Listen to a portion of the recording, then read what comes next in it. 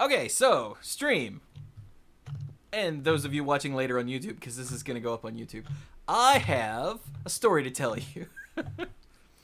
Today, I decided that I was gonna start up the Stanley Parable demo, record it, so it would be the first episode. And right before I decided to open up the game, I got a call. Hey man, this is the dealership. I need you to go pick up a guy. Pick up a guy? Yeah. It sounds mobby. Alright. What? He's like, yeah, he's over on Elm Street in Greensboro, and he gave me the address, and I'm like, why am I picking up? Oh, bring him here so we can buy a car. What? He's like, yeah, he said he was a doctor and his is in the shop, so we just told him we'd come get him. I was like, oh. Hi, 10. So, I get dressed, brush my teeth. He gave me the guy's number to call him. I called the guy to tell him I'm on the way and when I'll be there.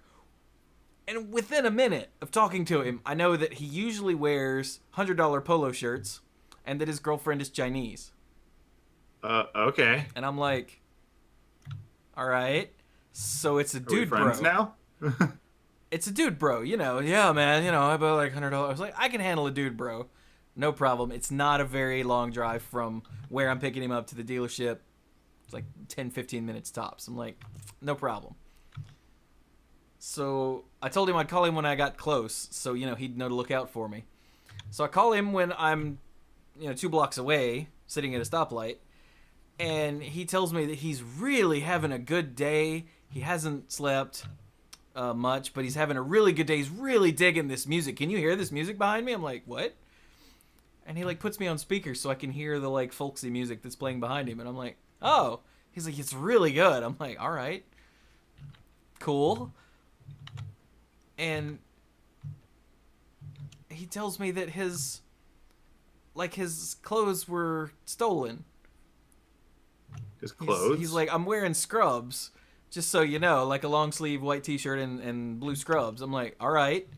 He's like, I try to look better, present myself better, but yeah, my clothes were all kind of stolen. And he tells me how good a shopper he is and how he finds $150 polo shirts for $20. And have I ever heard of this company? And I'm like, no, man, I haven't.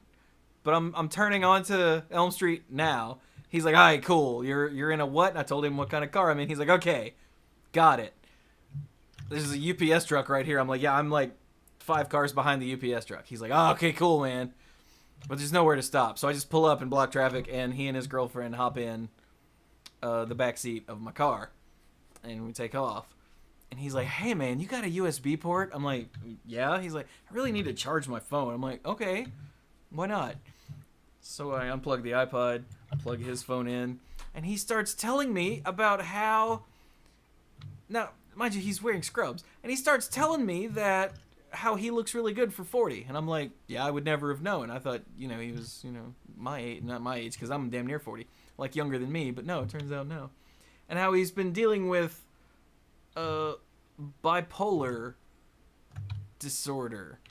And I thought he meant working. He said, I've been working with bipolar, manic depression, as some people know it, but most people have heard of bipolar. And I thought he meant people, but no, he meant he's been dealing with it. And then he starts telling me how he's been all over the place, and he came from Colorado, and he really, really prefers Colorado because I can just go to a dispensary there, if you know what I mean. And I'm like, yeah, I do. Is his girlfriend saying anything during all of this? Nope, she's just sitting there quietly. But... And she had a really thick accent when she did say something, so it's possible that... And she spoke very, slowly and deliberately, so it's possible she doesn't have the best grasp on English. Sure. I was just wondering if this was an, oh, thank God, someone else. That would not surprise me. But he just kept going on and on and on and on about how he lost a job because of his brain, which, is cool, and not cool, but you know what I mean, that's fine. And granted, mind you, I haven't said anything to spark any of this. He's the new face, bruh. And, he's Like, they threatened if he didn't get on medication that they would lock him up in a loony bin, his words. And then they did. And then he went off on different kinds of drugs, both legal and illegal. And you're learning a lot about this guy. And it's like a 10-15 minute drive. And he tells me how he went to Bonnaroo in 06 and saw Damian Marley. And he's like, oh man, you mind if I play something for you? I'm like, sure. And he pulls up a song as Medication, the remix, by, I think it was Damian Marley. And it was really good. Like, I was digging it. Yeah, he's like, you might turn it up? I want to hear what it sounds like at like half volume. I'm like, sure, never mind, I've had a headache for 2 days. I'm like, whatever you say, man. I turn it up a little bit. And he just leans back. And he's still talking, but now I can't hear him. Because he had me turn the music off.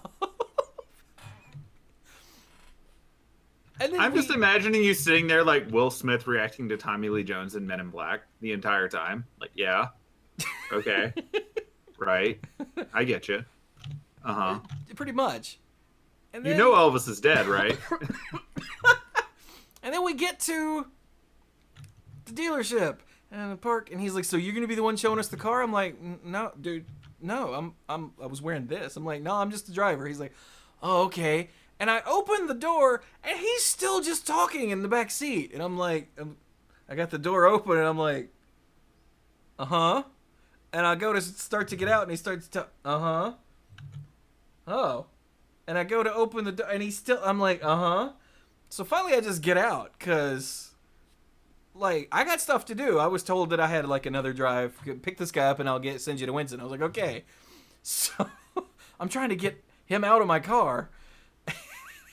Yeah. And he finally gets out, and we go inside, and I find the salesman who called me, and I'm like, and he's like, hey, thanks a lot, man. And the guy shakes my hand, and she shakes my hand, and they go sit in his cubicle. And I walk over to the receptionist, and I'm like, oh my God. She's like, what? I'm like, let me tell you about my trip. And I told her about my trip, and she's like, is he on something? And I'm like, honestly, I think he might be. I don't know if it's legal or illegal, but like, this was not, I don't think this was just bipolar. It was way too, like, scatterbrained, and like sentence A, B, and C, two of those might have had a vague relation, but they weren't directly following, you know? And a few minutes later, the salesman walks over and goes, hey, man. I'm like, sup? And he goes, is this guy okay? And I was like, I don't know. He's like, I think he might be on something. And I was like, you think? He's like, I asked him for a driver's license because they want to go on a test drive. And she got out a Xerox copy of a driver's license. Like, that's the same thing. And I went, what? He's like, I don't think they have a license. He's like, I'm going to go run a credit check on them real quick because, you know, they want to buy a car, so that's normal. He's like, so, like, don't go anywhere. I might need you to take them back. And I'm like, oh, goody.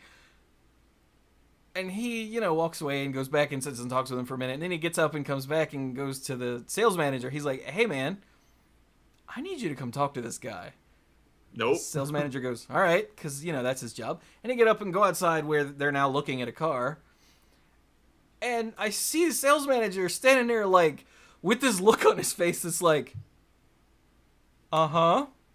I could see him, like, making this face at this guy and going, yeah. Like, saying things that are normal, like, uh-huh, yeah. But the face was like, what?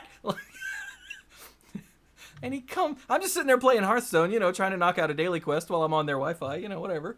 And he comes back in and he's like, what? Where? What? And I'm like, huh? He's like, where'd you get this guy? He was over on Elm Street. Where on Elm Street? At the public park that's at the corner of Elm and Friendly. And he went, he was at a public park. I was like, yeah. He goes, I think this motherfucker just wanted a ride. I was like, what? He's like, I don't think they're here to buy a car. I think he just wanted to ride across town. I'm like, really? He's like, that's the vibe I'm getting. I'm like, oh. Where did this guy come from? He's there's a call center thing that we have, and they set up these appointments. I'm like, oh. What? He's like, hang on a minute. And he went to his desk and came back and went outside and talked to the guy and like made a bunch of shrugging motions and came back in and talked to me. And he goes, all right, I told him to go over there. There's a bus stop over there. I was like, what? He's like, yeah, we're not paying you to cart these people around. Duh. And I went, oh, if they're not going to buy a car. He's like, he's not here to buy anything. I was like, oh. So what should I do? He's like, I don't know. So I got up and went to the back where they couldn't see me. So he wasn't like, why would we take a bus? Your driver's right there. I just got up and moved just in case. Because this guy was kind of out there. Yeah. And, you know, after a few minutes, the salesman came back to me. And he's like, oh my God, dude. I'm like, what? He's like, I'm sorry. I'm like, what are you sorry for? He's like, I had no idea. Like, he said he was wearing scrubs and he worked at Duke. I thought he meant, like, medical. And I'm like, maybe? He's like, I think maybe he's a janitor there. Like, he had me believe that he was totally gonna buy a car. He didn't even have a driver's license. I'm like, oh. And the other sales manager walked by. He goes, oh my God, Chewie, you're alive. And I'm like, what? He's like, yeah, when Nick told me he sent you to get him, I was like, what if he kills Chewie? And I'm like, was this a concern? He's like, I mean, we had no knowledge of this guy whatsoever. He just sent you to get him. I'm like, that does sound like the way that you would die at the beginning of a movie. I was like, dude, my mom would have been pissed. That sounds like her. And freaking goes, he's the other sales manager. He goes, yeah, you don't think I was worried about you, do you? I'm worried about her. Okay, bye. And he walked off. And I'm like,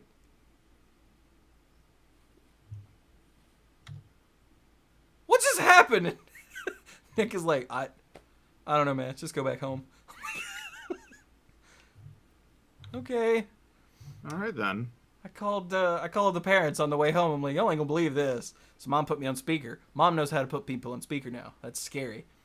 That's a new technology. And I'm telling them the story, and the old man goes, you know, just when you think this job can't get any stupider, this happens. Like, well, yeah, and now your life is in danger. I was like, yeah, now I've picked up a tweaker and his girlfriend who wanted to ride across town. In your car. In my car. And Nick's like, oh man, so I didn't tell you about this. Later, when they see your license plate, which I will not say out loud on the show. But like, he was like, man, I'm glad I had another drive like a couple weeks ago that you didn't answer the phone or something, and I'm really glad I didn't send you. I'm like, why? What? He goes, yeah. So I was just about to call you. Oh, that's what it was. I never called you. I'm like, oh, okay. He's like, yeah, I was about to call you when this driver from the other dealership came in and was like, hey, y'all need anybody for anything? And I was like, well, okay, you're right here, sure. And this guy had called and said, hey, I want to buy this car for my mom, but only if she likes it. She can't make it out there. Can somebody take the car to her to show it off? And well, they'll do anything for a sale. So he's like, yes. So he sent this guy over there to show the car off to this guy's mom. And it wasn't his mom. What they came up with is some kind of Jamaican scam where like they show her a car and they get a down payment from her and then like bring it to the dealership as far as she knows to buy the car for her. Huh. He's like, so yeah, I'm glad I didn't send you on that one because it was some sort of Jamaican scam. And I'm like, why was it a Jamaican scam? He's like, oh, the guy was Jamaican. I was like, oh.